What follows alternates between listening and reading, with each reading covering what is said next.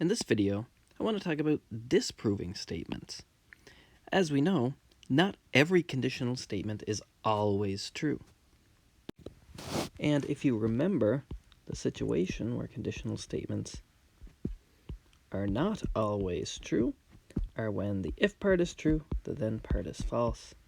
That is the only time that a conditional statement is false. It's that dreaded row I mentioned in previous videos.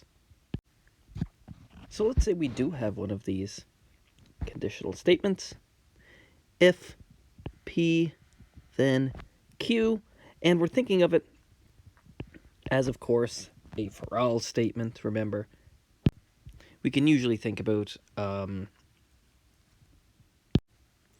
conditional statements when they're stated with open variables that they are indeed a quantified statement. It's for all. So the negation of that, we know how to negate quantified statements.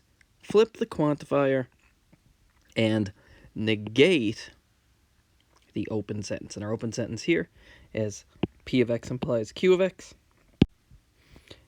And if you remember, the negation of that is P of x and not Q of x. And you can see that here. Remember that the only time a conditional is false is when the if part is true and the then part is false.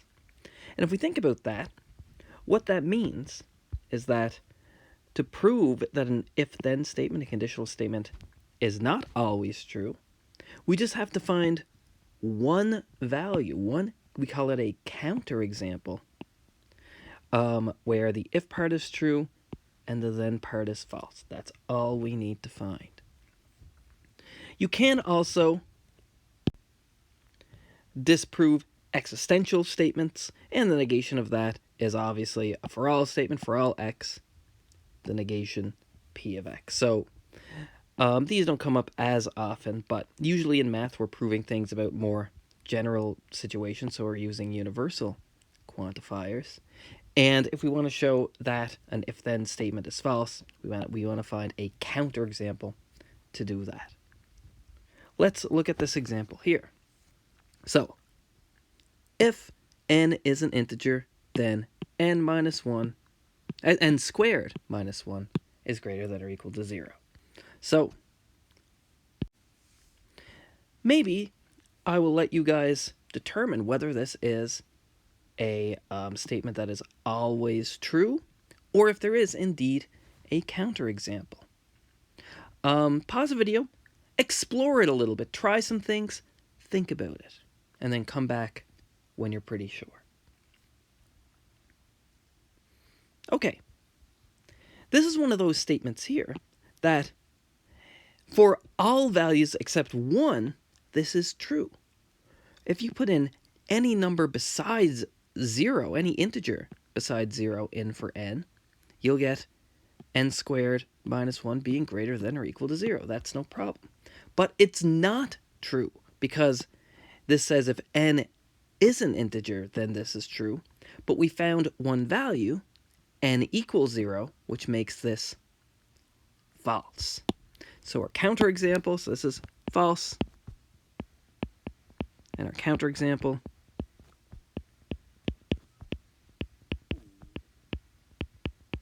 is n equals 0. And I'm going to write out why that's the case. Well, here's our if part. N is an integer. Here's our then part. So 0 is indeed a counting number. So the if part here is true, no problem. And 0, let me do this in black. 0 squared minus 1. Well, that's the same thing as negative 1. That is not greater than or equal to 0. It's less than 0, which is, of course, the then part being false. So there's our counterexample. However, if the statement was changed, and it said if n is an integer and n is non-zero, if that was the case, this indeed would be a true conditional statement. And you could prove that just via a direct proof. You know that if n squared is not 0, you know that n squared is going to be greater than or equal to 1. So you could string together some inequalities here. In fact, let's just do a little one. So this is kind of the direct proof for adding that little statement in there. So let's do our assumption part. Assume that n is indeed an integer and that n doesn't equal 0. So again, just to make sure we know what we're doing, I'm going to prove that this modified conditional statement, where I'm adding this n doesn't equal to 0, I'm showing that this is indeed true. Okay, so this is assuming the if part is true. We want to show that n squared minus 1 is greater than 0. Okay, so we know that since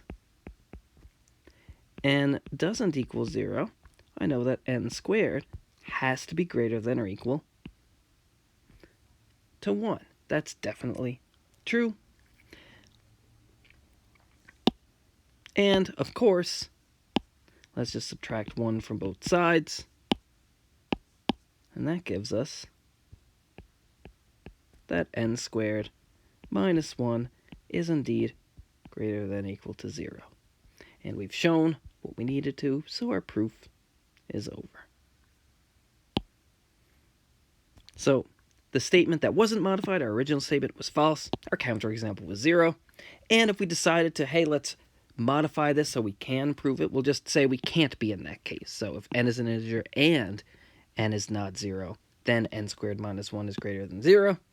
And it turns out that this is indeed true just by a 2-line little proof there. Let's scroll down. Let's look at another example. So, same idea here. We have an if-then statement, a conditional statement. If n is a counting number, then this expression n squared plus n plus 11 is prime. So, I think this is a good opportunity for you guys to play around with this one. So pause the video, see if you can convince yourself whether this is true or not. Try a bunch of examples and see what happens. If you can find one where it's untrue, then you found a counterexample. If not, it might be true and there might be something to prove here. So pause the video now, play around with it yourself. See if you can convince yourself if it is indeed true or false. Okay, now that you're back, I want to show you something with this one, and you guys might have came to the same conclusion. You could have said, well, let me try a bunch of values and see what happens. So let's try a bunch of counting numbers. I'm just going to do a little table here. I'm going to call this expression here capital N, just to make my table a little neater. So here's my values for n, here's my values for capital N. So if I plug in 1, I guess 1 squared plus 1 plus 11, so that's 1 plus 1 plus 11 is 13. And hey, 13 is prime. Maybe I'll do a little table here, and I'll say prime, question mark, and it is. 13 is definitely prime, okay? And you could keep playing around and getting a feel for how this works. Let me make this a little bit neater, actually. Just erase this, try and make it a bit straighter. That's better. Okay. Try another one. We plug in 2. We get 2 squared plus 2 plus 11 is 17. That's prime. Plug in 3, you get 9 plus 3 is 12, plus 11 is 23. You plug in 4, you can check. You're going to get 31. These are both prime. Try one more. Let's try 5. You plug in 5. What are you going to guess? You are going to get 25 plus 5 is 30 plus 11 is 41. That's prime. You could be like, oh, well, it looks like this is true.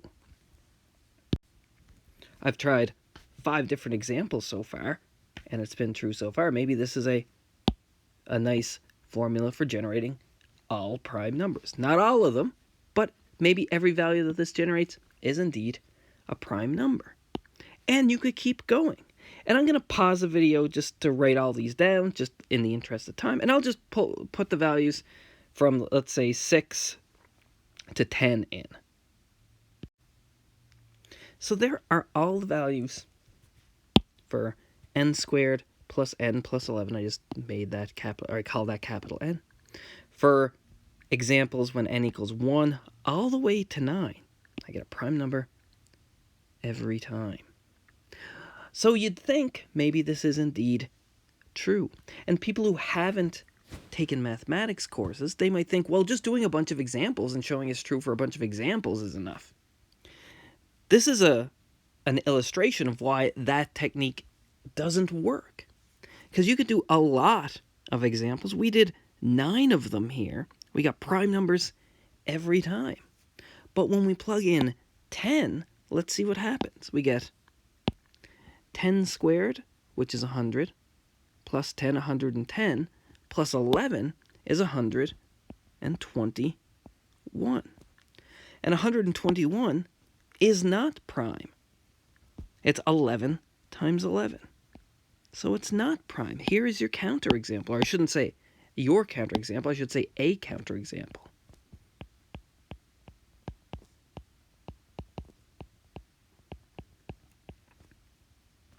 So this statement here is not always true. We've found a counterexample. When n equals 10, so 10 is indeed a counting number, so P is true.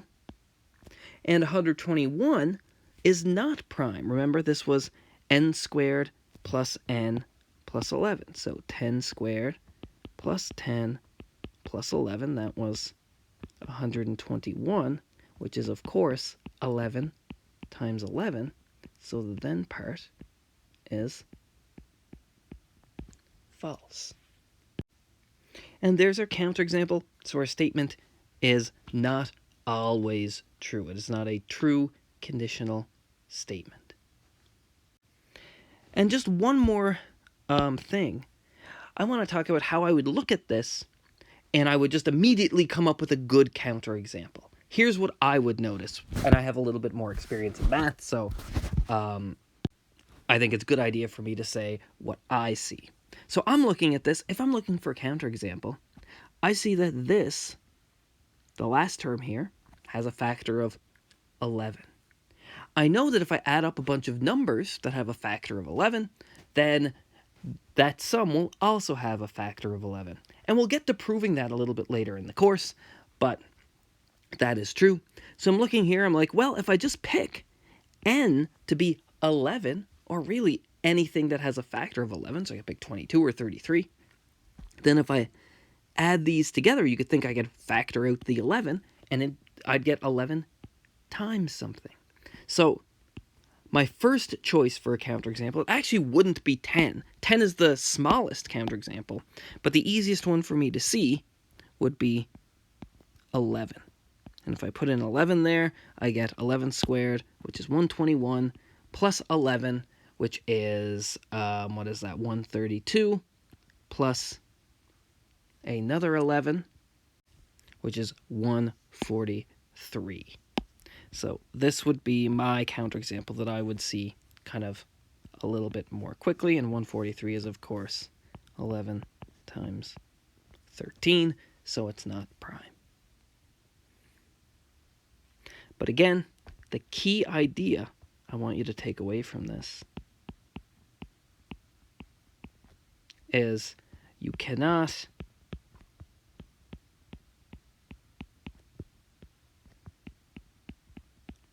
prove a conditional statement true.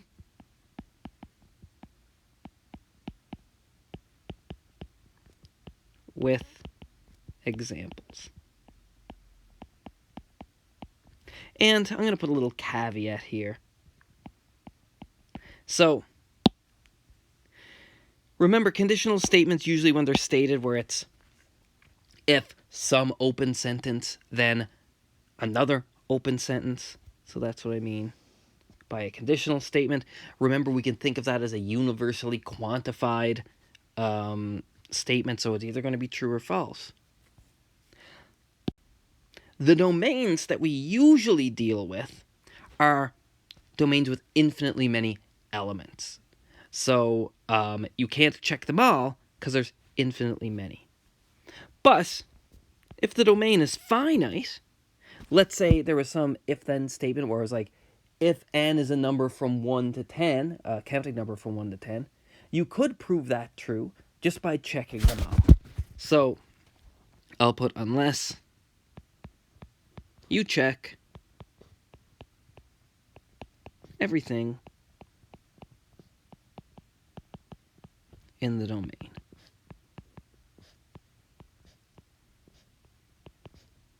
And honestly, situations like that don't come up particularly often. And so it's really good basically to think about if you have a conditional sentence that you want to prove, you have to do it via a proof and not via examples. That's really, really important. And the second thing, maybe we'll call this, this is going to be a little bit messy, I apologize, but if we call that the first key idea, the second key idea is sometimes counterexamples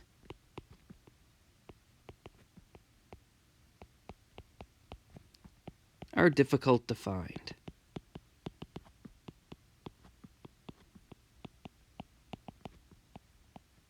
So sometimes you have to be a little bit clever.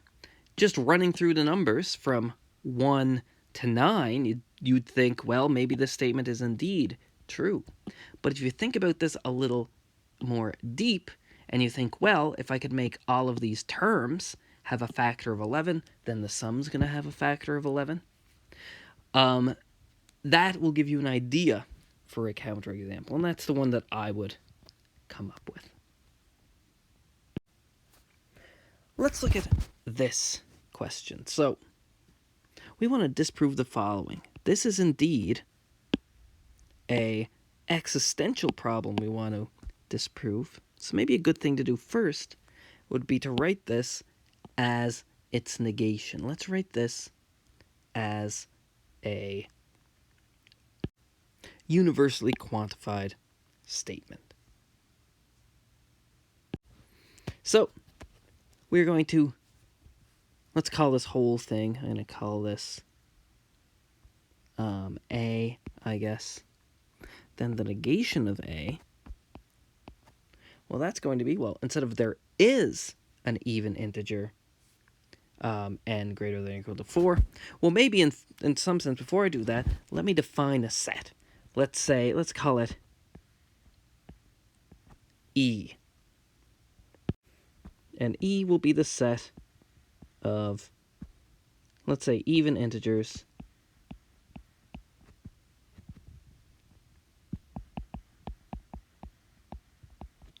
greater than or equal to 4.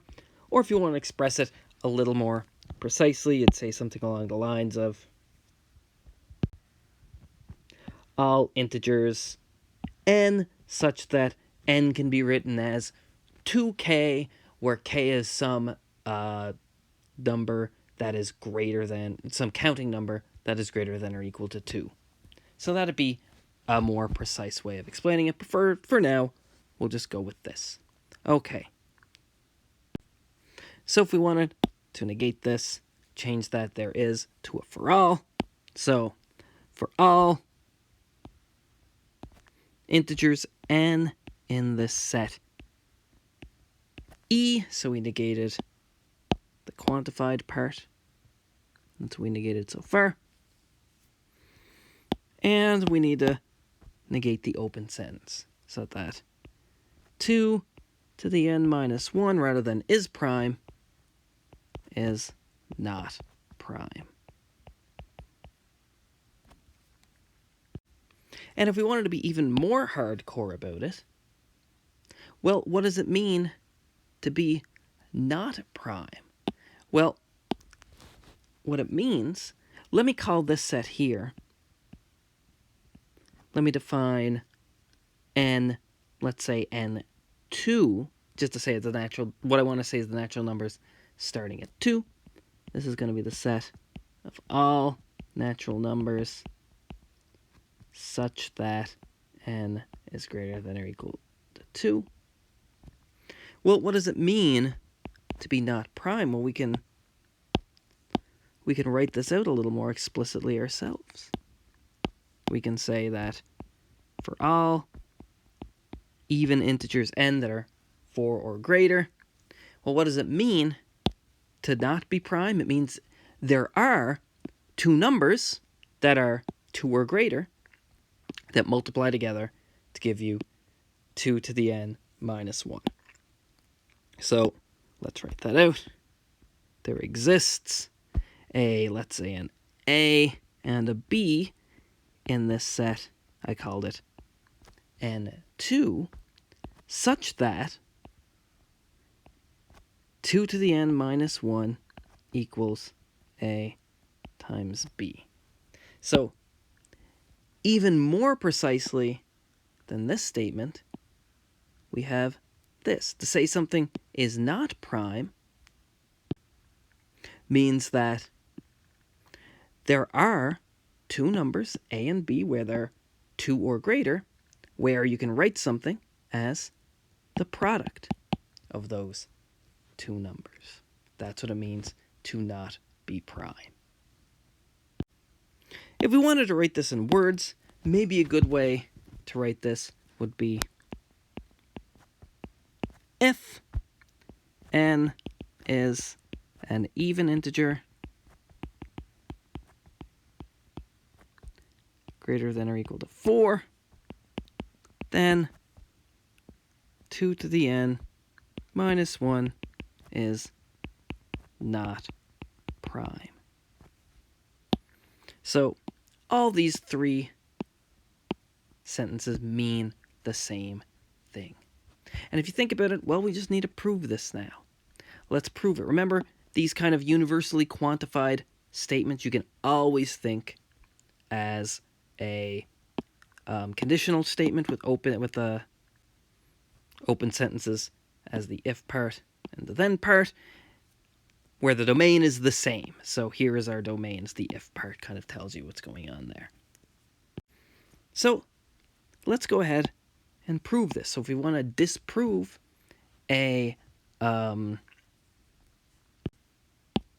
existential problem, we need to prove a universal problem.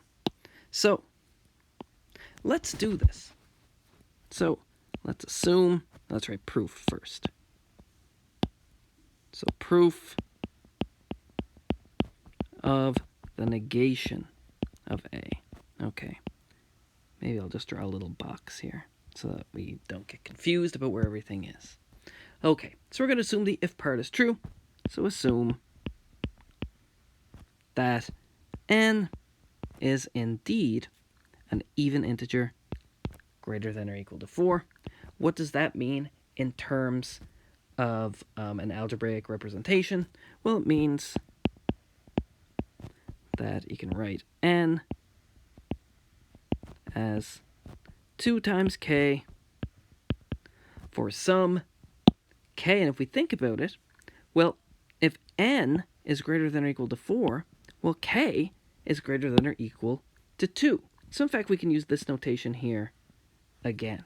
So for k, which is in this set, the natural numbers that are 2 or greater. Okay. And remember, what we want to show is that there are two numbers, A and B, that are in this set, where if I multiply them together, I get 2 to the n minus 1. So I'll let you guys figure that out for a second, so pause the video and try this. I'll give you a little hint. So the hint I want to give you is that if you have some expression, whatever it is, I'm going to call it big X. If you have big X squared minus 1, of course, that is X minus 1 times X plus 1. And it doesn't just have to be one variable here. It can be some expression in brackets. Whatever squared minus 1 is whatever minus 1 times whatever plus 1. So hopefully that hint will help you solve this problem. So pause the video now and give that a go.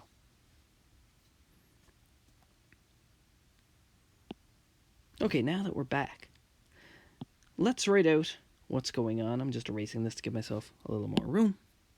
So let's consider, I want to do this in a black.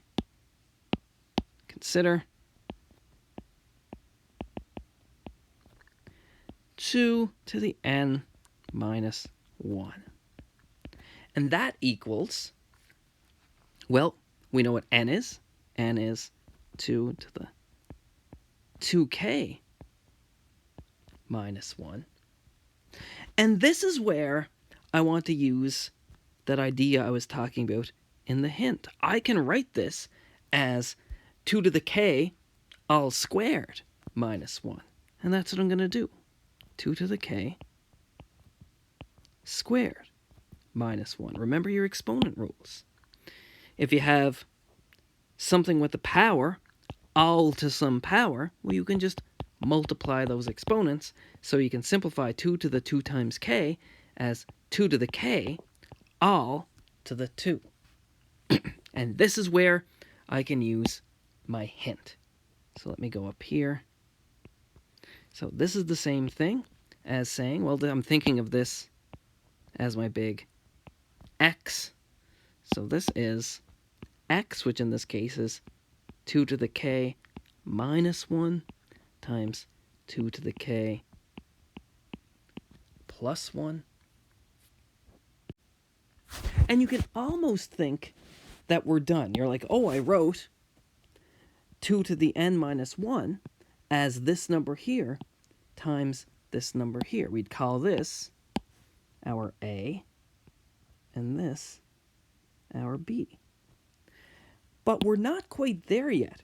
Remember, A and B have to be 2 or greater. So now we just have to convince ourselves and convince everybody else that both of these expressions are indeed 2 or greater. So that's the next thing we need to show. And that's the key. That's why I said that the even integer had to be greater than or equal to 4. So k had to be greater than or equal to 2. So I know that since k is greater than or equal to 2, I know that 2 to the k minus 1 is greater than or equal to 2 to the 2 minus 1, which is indeed 3. So looking at my inequalities, I know 2 to the k minus 1 is greater than or equal to 3, because there's the string of inequalities there. So what does that tell me?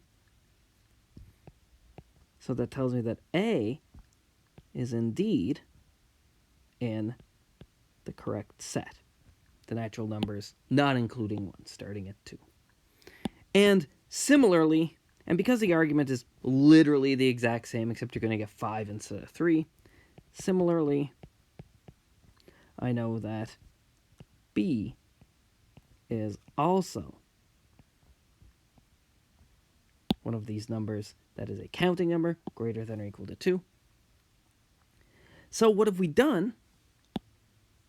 Thus, we've written 2 to the n minus 1 as A times B, and 2 to the n minus 1, oh, minus in the wrong place, 2 to the n minus 1 is not prime. and we're done. So that's how we disproved this existential statement. We negated it, it became a universal, which is the same thing as a conditional statement, and we proved that conditional statement. Let's do one more example.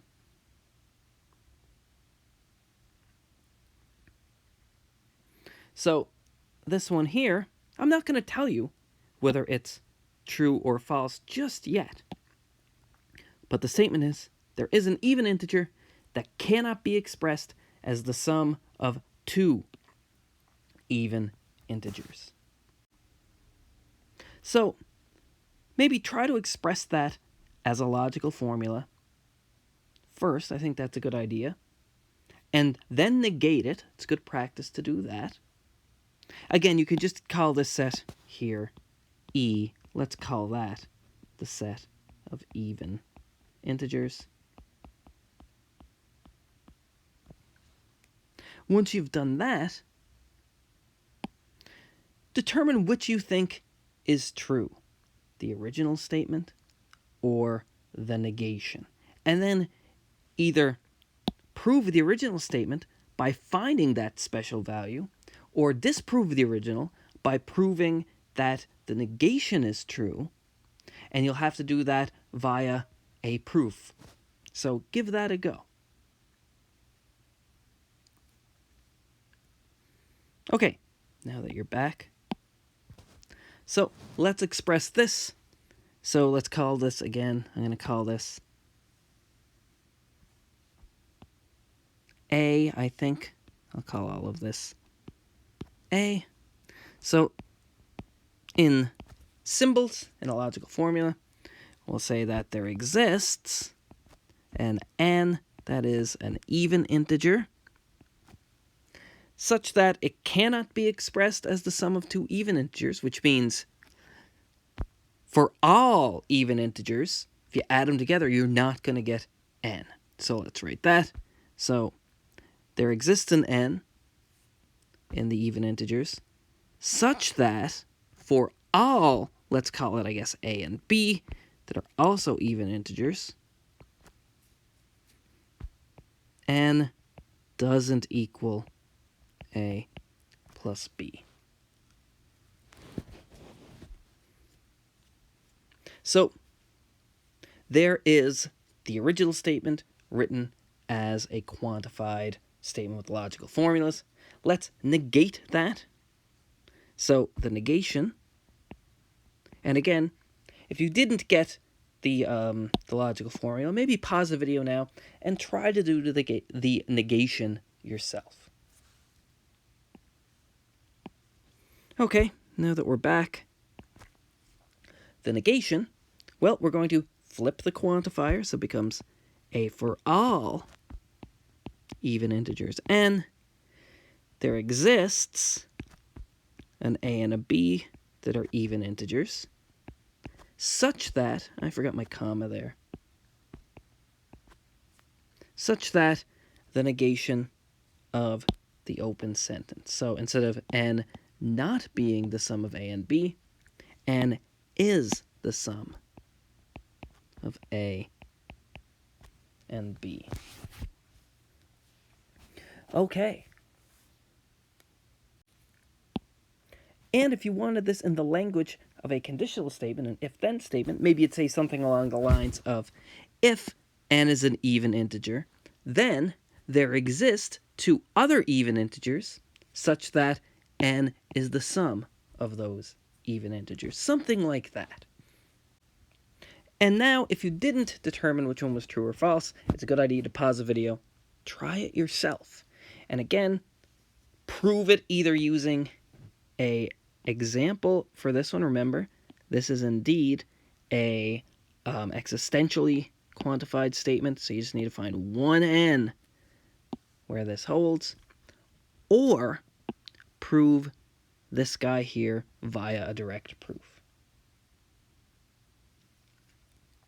Okay, now that we're back, I will tell you it is indeed this guy, the negation, that is true. And kind of the key reasoning here, the key to this is remembering that 0's even. 0 is indeed even.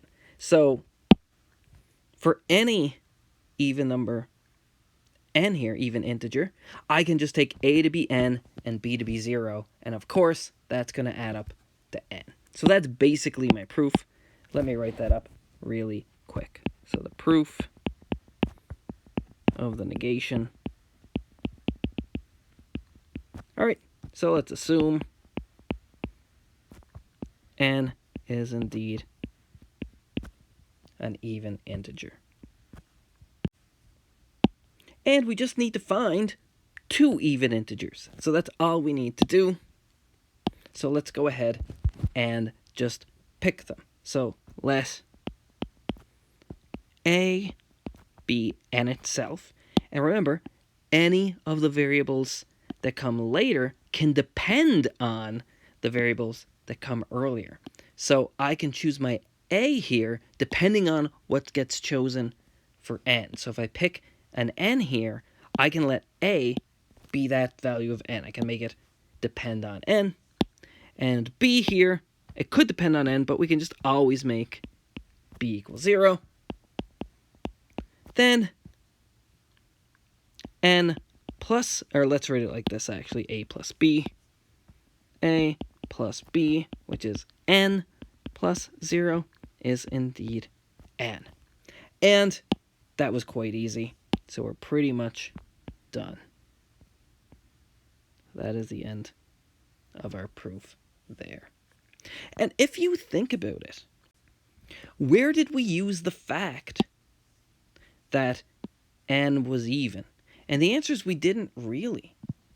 So in some sense, if we wanted to, we could prove a more general result by, instead of saying if n is an even integer, there exist 2 even integers, we could just say integer. This whole argument could be proven with just integers instead of even integers. So when you're doing a proof like this, it's, especially as you get on to do more mathematics, it's a really good idea to see, did I use every property that I kind of have in my domain? And if I didn't, well, you could prove a more general result by just not saying that those properties you didn't use. So this could be true for just the integers. It doesn't have to be even integers.